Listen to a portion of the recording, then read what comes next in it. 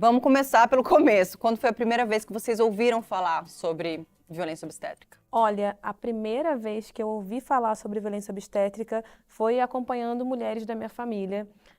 Venho de uma família de muitas mulheres, todas pariram, e as que não pariram sofreram violência até por não conseguirem parir.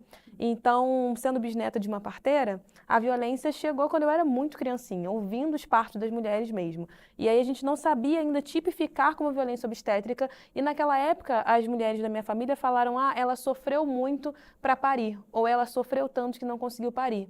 Ela foi violentada durante o parto. Minha bisavó virou parteira para evitar que outras mulheres da comunidade dela morressem durante o processo de gestação e de parto também. Então isso entrou na minha vida ainda muito menina. No parto que eu nasci, minha mãe sofreu violência obstétrica.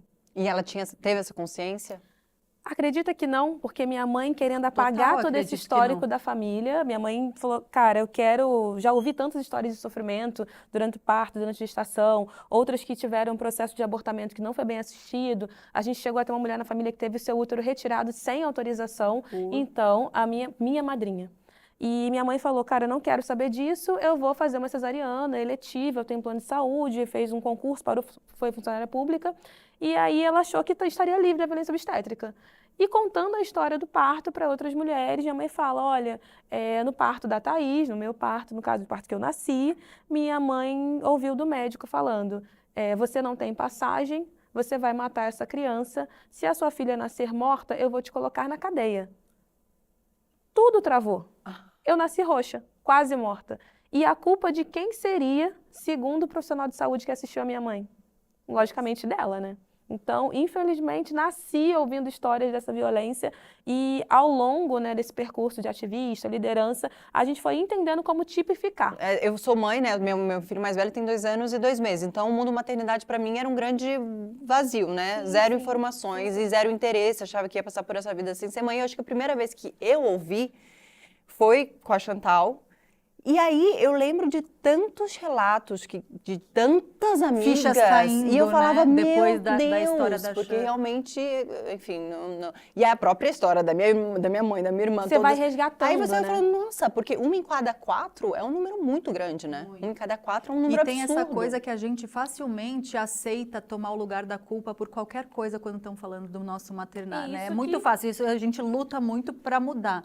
E aí você vê que até o nível que o mundo é capaz de chegar, né? De culpar essa mãe. E o quanto a gente precisa se libertar de todas as maneiras, em todas as esferas, né? É muito maluco isso. Eu acho muito absurdo. E é essa naturalização que faz com que muitas mulheres não percebam que passaram por uma situação de violência. Por isso que o caso da Chantal é tão importante, né? Porque ele leva para uma dimensão que chega na casa de todas as mulheres, né? Quando a gente tem um grande veículo de informação dando a evidência que um caso como esse precisa ter, que as mulheres falam: peraí, aconteceu comigo algo parecido, isso é violência obstétrica, e você começa a se apropriar desse termo para a gente poder passar a combatê-lo, né? E aí a gente fala com a amiga do lado, a gente começa a conversar com a vizinha, a gente percebe que é uma dimensão de violência que acessa todas as mulheres, todas as pessoas que gestam, independente da sua raça, da sua classe, da sua identidade de gênero, do seu território. E, infelizmente, fala muito sobre a vulnerabilidade, né, dos direitos das mulheres, então é muito importante mesmo. Eu acho que como não é uma coisa assim oficial, no sentido de não haver uma lei que protejam as mulheres contra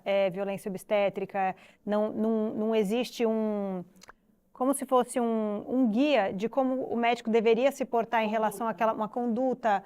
Não existe nada oficial assim, então talvez por isso o termo violência obstétrica ele não era tão usado, né? Eu fico muito triste de ver que isso acontece muito, e com o meu caso eu acabei ouvindo muitos relatos, e relatos assim, de mulheres que tiveram seus bebês indo a óbito por conta de violência obstétrica. Aconteceu comigo.